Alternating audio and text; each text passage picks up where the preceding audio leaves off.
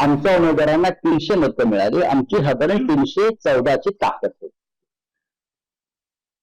समस्त विरोधी पक्ष 314. 15 मतं अवैध ठरवली आणि ती मतं इंडिया आघाडीला मिळणारी होती हे स्पष्ट झालं. ती मतं इंडिया आघाडीला मिळणारी होती, पण शेवटी निवडणूक निर्णय अधिकारी जे असतात ते कोणाचे असतात हे आपल्याला माहिती आहे. जसं महाराष्ट्रातल्या विधानसभा लोकसभा निवडणुकीत झालं तसं तिकडे होऊ शकतं. ही 15 मतं, त्या 15 मतांवरची जी खूण होती ती इंडिया आघाडीचे उमेदवार सुदर्शन रेड्डी यांच्या समोर केलेली खूण होती आणि ती मतं अवैध ठरवली काही कारणानं. त्यानंतर आपण म्हणतो की क्रॉस वोटिंग झालंय, 10-12 काय असेल ते झालं असेल. साधारण ज्याच्या हातात सत्ता आहे, प्रचंड ताकद आहे, पैसे आहेत, त्यांना फक्त 10 मतं तिकडे तिकडे करता आली आणि 10 मतं कोणती असावीत साधारण आम्हाला अंदाज पहिल्यापासून होता. आम्ही नाराज नाही, आम्ही निराश नाही, आम्ही लढलो आणि 300चा आकडावरती आम्ही थांबलो. हा आकडा लहान नाही. संसदेत 300 हा विरोधी पक्षाचा आकडा एकत्रित हा लहान नाही, हा सुद्धा आकडा मोठा आहे. आणि त्यांना मिळालेली मतं जी आहेत 452, 457. त्यांना एरवी मिळणारे अनेक मतं आहेत. बिजू जनता दलाची आहेत, अकाली दलाची आहेत, केसीआर पक्षाचे आहेत. हे लोक तटस्थ आहेत. ते त्याच दहशतीमुळे आणि भीतीमुळे यांनी आम्हाला या वेळेला मतदान करण्याचा विचार केला होता या सगळ्यांनी. पण शेवटी म्हटलं ना, भय, दहशत,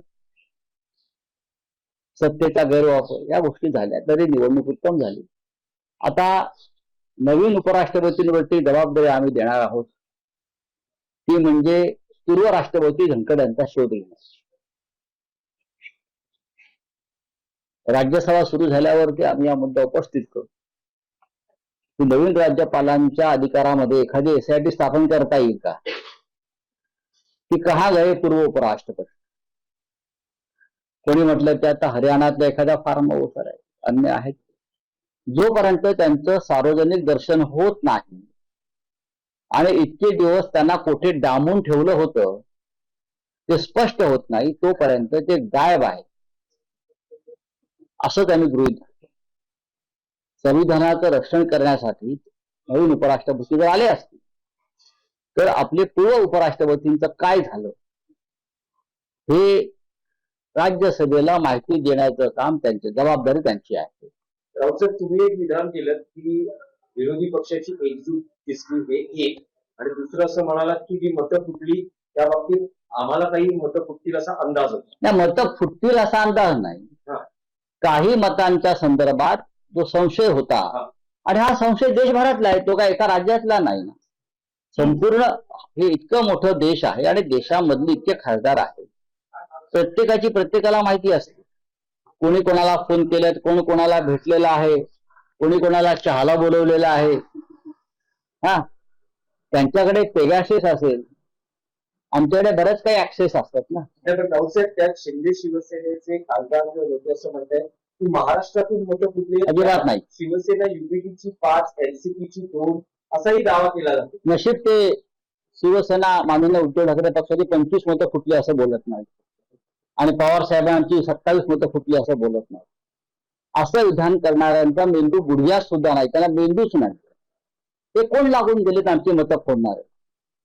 हे तुम्ही निष्ठावंत जे राहिलेत आमच्या पक्षामध्ये ताकदीने, त्यांचा अपमान करताय सगळ्यांचा. निष्ठा या शब्दाचा अपमान आणि कलंक लावणारे हे लोक आहेत. हे जे बोलतायत कोणी, स्वतः विकले गेले, स्वतः शरण गेले, स्वतःचा स्वाभिमान गहाण पडला, स्वतः गुलामी पत्करतायत आणि इतरांवरती शिंतोडे उडवत आहेत. हे जे कोणी लोक आहेत शिंदे गटाचे वगैरे, त्यांना सांगा जाऊन फार शहाणपणा करू नका. आता नेपाळमध्ये जे झालंय ना, लोक रस्त्यावरती आले, तसं तुमच्या बाबतीत व्हायला वेळ लागणार नाही. या महाराष्ट्रात लोक खतखतायत. आता isakal.com आहे देशातील नंबर 1 ची मराठी न्यूज वेबसाईट. प्रत्येक अपडेटसाठी isakal.com ला नक्की भेट द्या.